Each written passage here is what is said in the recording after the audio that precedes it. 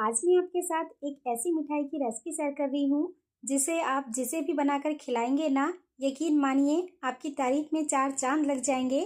दिवाली पर अगर आप इस मिठाई को बनाते हैं तो खाने वाले आपकी तारीफ करते नहीं थकेंगे।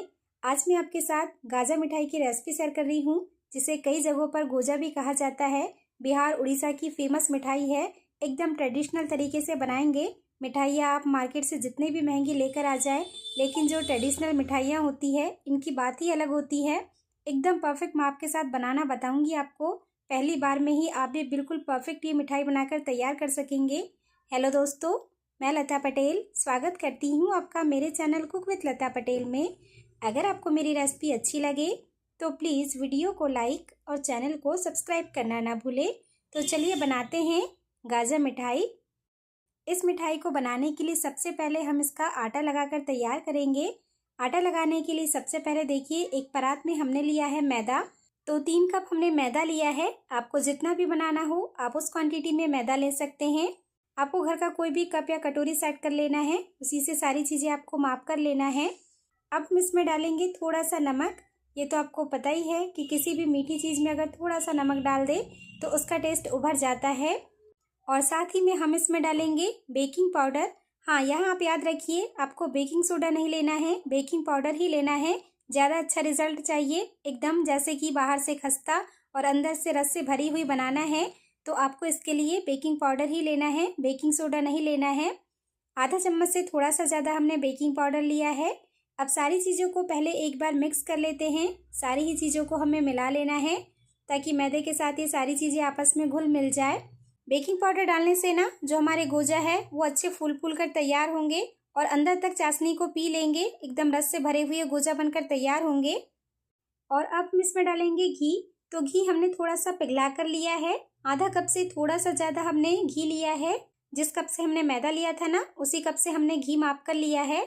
आप चाहे तो इसमें तेल भी डाल सकते हैं, तेल डालकर भी मोयन लगा सकते हैं, लेकिन अगर घी डालेंगे ना तो ज़्यादा अच्छा स्वाद आता है इससे गाजा का। अब बस सारी चीज़ों को अच्छी तरह से रगड़ते हुए हमें मिक्स करना है। सारी चीज़ों को मिला लेना है ताकि इसके कण कण में मोयन अच्छी तरह से लग जाए। मिक्स करते हुए मिलाएंगे, हाथों से इसे रब करते हुए मिलाना है। देखिए, घी के साथ हमने सारी चीज़ों को मिक्स कर लिया है। आप देख पा रहे होंगे बहुत अच्छी तरह से इसमें मोयन लगा है। जो सारा मैदा है एकदम दानेदार हो गया है। तो अब हम इसमें थोड़ा थोड़ा करके पानी डालेंगे और इसका हमें डो लगाकर तैयार करना है। डो हमें बहुत ज़्यादा सख्त नहीं लगाना है और बहुत ज़्यादा नरम भी नहीं लगाएंगे। मीडियम सॉफ्ट डो लगाकर तैयार करना है। और हाँ, यहाँ इस बात का ध्यान रखिए कि बहुत ज़्यादा मसलते हुए हमें इसका डो लगाकर तैयार नहीं करना है। बस सारी चीज़ों को हमें मिला लेना है कि सारी चीज़ें बंध जाए आपस में, एक डो जैसे फॉर्म में आ जाए, इतना ही इसे बस बांध लेना है। बहुत ज़्यादा मसलते हुए रगड़ते हुए इसे मिक्स नहीं करेंगे। देखिए, सारी चीज़ों को मिलाकर हमने इसका डो लगाकर तैयार कर लिया। आप देख पा रहे होंगे, इसकी लेयर से आपको पता चल रहा होगा कि हमने बस डो को बांधा है, कोई बहुत ज़्यादा मसल के इसे गूथा नहीं है। और देखिए, बहुत ज़्यादा हमने इसे गीला या बहुत ज़्यादा टाइट भी नहीं बनाया है, इसी तरह से चाहिए हमें। तो डो हमारा तैयार है, अभी हम इसे रख देते हैं। और चलिए अब हम चाशनी बनाकर तैयार कर लेते हैं। चाशनी बनाने के लिए देखिए, हमने गैस पर एक कढ़ाई चढ़ाई है। इसमें हम डालेंगे चीनी। तो 2 कप हमने चीनी लिया है। अब हम इसमें डालेंगे आधा कप पानी। बहुत ज़्यादा पानी नहीं डालना है। अगर आप इसमें 1 कप पानी डालते हैं 2 कप चीनी के लिए, तो आपको इसे ज़्यादा देर पकाना पड़ता है, क्योंकि हमें चाशनी एक तार वाली बनानी है। चाशनी में एक तार आए इतना हमें इसे पकाना है। पानी डालने के बाद हमने इसे चला लिया है। अब हमें इसे उबलने देना है। अगर आप ना इसमें ज़्यादा पानी डालते हैं तो आपको थोड़ा ज़्यादा टाइम लग जाता है चाशनी बनाने के लिए, इसलिए हमने इसमें कम ही पानी डाला है। देखिए, इसमें अच्छा उबाल आ गया है। तो अब हम इसे ज़्यादा देर नहीं पकाएंगे। ज़्यादा देर पकाने की ज़रूरत नहीं है, क्योंकि पानी इसमें ज़्यादा नहीं है। तो अब हम इसमें डाल देते हैं, ये हमने लिया है फूड कलर। पूरी तरह से ऑप्शनल है, आपको पसंद है तो डालिए, अगर नहीं पसंद है तो बिना इसके भी आप इसे बना सकते हैं। और साथ ही में हम इसमें डाल लेंगे, ये हमने लिया है इलायची का पाउडर। अच्छी खुशबू आती है, टेस्ट भी अच्छा आता है इससे इस मिठाई में। और बस 3 से 4 मिनट के लिए इसे पका लेते हैं। झटपट से बनकर तैयार हो जाती है चाशनी, बहुत ज़्यादा समय नहीं लगता। और ऐसे भी ये जो मिठाई है ना, ये भी बहुत जल्दी से बनकर तैयार हो जाती है। तो देखिए, उबलने के बाद हमने चाशनी को 4 से 5 मिनट के लिए पकाया है। इसमें अच्छा गाढ़ापन आ गया है। एक बार इसे चेक कर लेते हैं। इस तरह से उंगलियों के बीच में रखकर इसे चेक करना है। देखिए, इसमें आपको समझ आ रहा होगा तार लगभग इसमें बनने लगा है। तो अब इसे बहुत ज़्यादा देर हमें नहीं पकाना है, क्योंकि अगर आप बहुत ज़्यादा देर पकाएंगे तो चाशनी आपकी गाढ़ी हो जाएगी। और अगर चाशनी गाढ़ी होती है ना, तो फिर जो गाजर है वो चाशनी को अंदर तक पीते नहीं है और एकदम रस भरे गाजर बनकर तैयार नहीं होते। इसलिए बहुत ज़्यादा गाढ़ी चाशनी नहीं बनाना है। जैसे ही लगभग एक तार आने वाला हो, आपको गैस का फ्लेम ऑफ कर देना है। तो देखिए गैस का फ्लेम हमने ऑफ कर दिया है, क्योंकि हमारी चाशनी बनकर तैयार हो चुकी है। अब हम इसमें डाल देते हैं नींबू का रस। कुछ बूंद इसमें नींबू की रस डाल देंगे। इससे ना हमारी चाशनी क्रिस्टलाइज नहीं होती है, जमती नहीं है। जो चीनी की सूखी सूखी सी परतें जम जाती ना, उस तरह से नहीं जमती है। एक बार फिर से इसे मिक्स कर लेते हैं और अभी इसे अब रख देना है।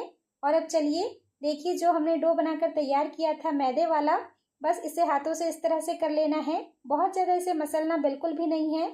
और अब इसमें ढेर सारी परतें आए, जैसे हम मार्केट से लेकर आते हैं इस मिठाई को और उसमें ढेर सारी परतें होती है ना, बस उसी तरह से हमें इसे घर पर बनाकर तैयार करना है।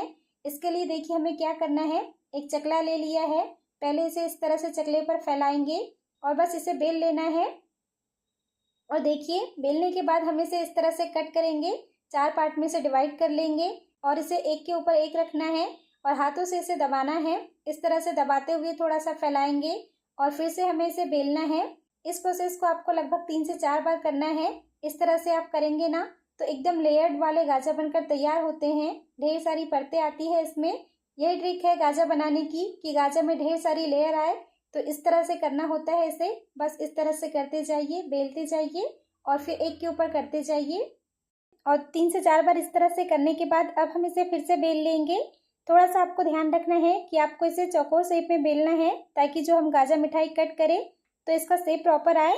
जैसे हम मार्केट से लेकर आते हैं उसी तरह का शेप रखना है इसे। तो देखिए हमने इसे चौकोर शेप में बेल लिया है। इसके जो किनारे हैं इन्हें हमें कट करके हटा देना है और थोड़ा सा इसे इस तरह से प्लेन कर लेना है। और अब हम इसे कट कर लेंगे। आप इसके पीस अपने पसंद के हिसाब से बड़े छोटे मीडियम जैसे भी आपको रखना है आप रख सकते हैं। हम ना तो ज़्यादा बड़े रख रहे हैं, ना ही बहुत ज़्यादा छोटे रख रहे हैं। इस तरह से कट किया हमने। हाँ, यहाँ ना इस बात का भी ध्यान रखिए कि बहुत ज़्यादा मोटा भी नहीं रखना है आपको इन टुकड़ों को, क्योंकि जब हम इन्हें तेल में फ्राई करते हैं ना, तो ये अपने साइज से भी डबल हो जाते हैं, डबल से भी ज़्यादा फूल जाते हैं। बहुत अच्छे फूल कर तैयार होते हैं। इसलिए बहुत ज़्यादा मोटा नहीं रखिए आप इसे, थोड़ा पतला ही आपको रखना है। चलिए अब बारी है इन्हें फ्राई करने की। तो इस बात का भी ध्यान रखना है कि हमें किस तरह के तेल में, मतलब कि तेल का टेम्परेचर कैसा हो जब हम इन्हें फ्राई करें। तो एकदम कम गर्म तेल में आपको इसे फ्राई करना है। आप देख पा रहे होंगे कि जैसे हम इन्हें डाल रहे हैं धीरे धीरे से बबल्स आ रहे हैं। बस इसी तरह का तेल चाहिए होता है। बहुत ज़्यादा गर्म तेल में इसे फ्राई नहीं करना होता है, क्योंकि थोड़े मोटे ही रहते हैं और हमें क्योंकि इन्हें एकदम क्रिस्पी सेकना है, अंदर तक ये सिके अच्छी तरह से। इसलिए आपको इस बात का ध्यान रखना होता है कि लो फ्लेम पर और एकदम कम गर्म तेल में फ्राई करना है इसे। अगर आप इसे लो फ्लेम पर फ्राई करेंगे ना, तभी इसकी एकदम परतें खुलकर आती है, एकदम परतदार गाजर बनकर तैयार होते हैं। अगर हाई फ्लेम पर सेकेंगे तो ये सिक तो जाएंगे जैसे भी, लेकिन इनमें परतें नहीं आएगी। और हाँ, अगर हाई फ्लेम पर फ्राई करते हैं तो इनके कच्चे रहने के भी चांस रहते हैं। अंदर तक अच्छी तरह से सिके, एकदम खस्ता बने ये। इसलिए इस बात का आप ध्यान रखिए, एकदम कम गर्म तेल में और लो फ्लेम पर फ्राई करना है। जैसे ही ये सिकेंगे ना, अपने आप तैरकर ऊपर आने लगेंगे। आप देख पा रहे होंगे कि ये कितने अच्छे फूले हैं और फूल कर ये ऊपर आ गए हैं। तो बस अब हमें इन्हें पलट लेना है और अलट पलट करते हुए फ्राई करना है। हाँ, आपको ना इसका एक बैच फ्राई करने में लगभग 15 से 20 मिनट लग जाएंगे। थोड़ा सा पेशेंस के साथ इसे फ्राई करना होता है, क्योंकि ये अंदर तक सिकते हैं, इसलिए टाइम थोड़ा सा ज़्यादा ही लगता है। इसलिए कोशिश करिए कि थोड़ी सी मोटे बर्तन में, मतलब कि मोटी कढ़ाई में इन्हें फ्राई करिए और एक बार में जितना भी आ सके आप डाल लीजिए। टाइम ज़्यादा लगता है, इसलिए थोड़ा सा ज़्यादा ही क्वांटिटी में डालकर सेकिएगा इन्हें। वैसे तो इस मिठाई को बनाने में ज़्यादा कोई मेहनत नहीं है, बस थोड़ा सा टाइम आपको इसे सेकने में ही लगता है। बाकी तो ये झटपट से बनकर तैयार हो जाती है। तो देखिए बहुत अच्छा इनमें कलर आ गया है और एकदम अंदर तक सिक भी चुके हैं। तो बस निकाल लेते हैं इसे। आपको देखकर पता चल रहा होगा कि कितने अच्छे खस्ता सिके हैं ये, बहुत अच्छी तरह से सिक कर तैयार हुए हैं। और देखिए जो हमने चाशनी बनाकर रखी थी ना, उसे भी हमने थोड़ा सा उबाल लगा लिया है, क्योंकि चाशनी ठंडी हो चुकी थी। और जब हम गाजर चाशनी में डालें ना, तो चाशनी एकदम गर्मा गर्म होनी चाहिए, इसलिए चाशनी को हमने गर्म कर लिया है। बस गर्मा गर्म गाजर इसमें डाल लेते हैं। चाशनी गर्म होगी ना, तभी गाजर अंदर तक चाशनी को पिएंगे, इस बात का भी आप ध्यान रखिए। और चाशनी में डालने के बाद इसे 5 से 6 मिनट के लिए इसी तरह से रहने देना है चाशनी में, ताकि चाशनी अंदर तक जाए। और आप देख रहे होंगे जैसे हमने इसे डाला है इसमें एकदम से बबल्स आए हैं, और ये जो आपको छोटे छोटे से बबल्स दिख रहे हैं ना, इसी बात का इशारा है कि गाजर अंदर तक चाशनी को अच्छी तरह से पी रहे हैं। 2 से 3 बार इन्हें अलट पलट करते रहिए ताकि चाशनी अंदर तक अच्छी तरह से जाए इसमें। इसे बहुत ज़्यादा इसमें मेहनत नहीं है, थोड़ा सा टाइम गाजर को सेकने में लगता है, और यकीन मानिए इतनी स्वादिष्ट बनकर तैयार होती है ना ये मिठाई, बाहर से एकदम खस्ता और अंदर तक रस से भरी हुई। जो भी इस मिठाई को खाएगा ना, यकीन मानिए आपसे रेसिपी ज़रूर पूछेगा, इतनी स्वादिष्ट लगती है। और हमने बिल्कुल स्टेप बाय स्टेप ट्रेडिशनल तरीके से इसे बनाना बताया आपको।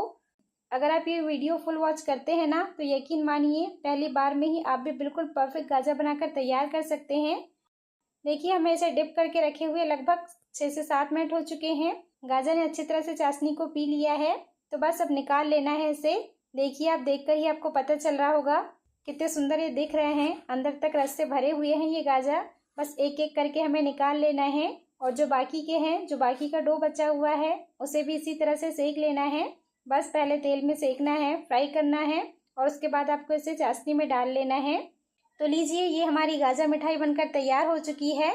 चाशनी से निकालने के बाद हमने इसे एक छलनी में रख लिया था, ताकि जो भी एक्स्ट्रा चाशनी हो वो नीचे आ जाए। देखिए आप देख पा रहे हैं कितनी सुंदर ये बनकर तैयार हुए हैं, और मैं आपको तोड़ कर दिखा रही हूँ। बाहर से एकदम खस्ता और अंदर तक आप देख रहे होंगे रस भरा हुआ है, एकदम रस भरी मिठाई बनकर तैयार हुई है। तो दिवाली का मौका है, अगर आप भी कुछ स्पेशल बनाना चाहते हैं और ट्रेडिशनल तरीके से बनाना चाहते हैं, तो गाजर मिठाई की इस रेसिपी को आप ज़रूर ट्राई करिएगा। अगर आपने इस वीडियो को फुल वॉच किया है तो आपको कोई दिक्कत नहीं आएगी इस मिठाई को बनाने में, और यकीन मानिए खाने वाला आपकी तारीफ करते नहीं थकेगा, इतनी स्वादिष्ट बनती है ये मिठाई। तो ट्राई ज़रूर करिए, और अगर वीडियो अच्छा लगा हो, रेसिपी पसंद आई हो, तो वीडियो को लाइक कर दीजिए। साथ में हाई वाला ऑप्शन आ रहा है उसे भी डन कर दीजिए। चैनल को सब्सक्राइब नहीं किया है तो प्लीज़ सब्सक्राइब कर लीजिए, साथ ही बेल आइकन भी प्रेस कर दीजिए ताकि आने वाले वीडियो के नोटिफिकेशन आपको मिलते रहे। तो मिलते हैं नए रेसिपी वीडियो में, तब तक के लिए नमस्ते।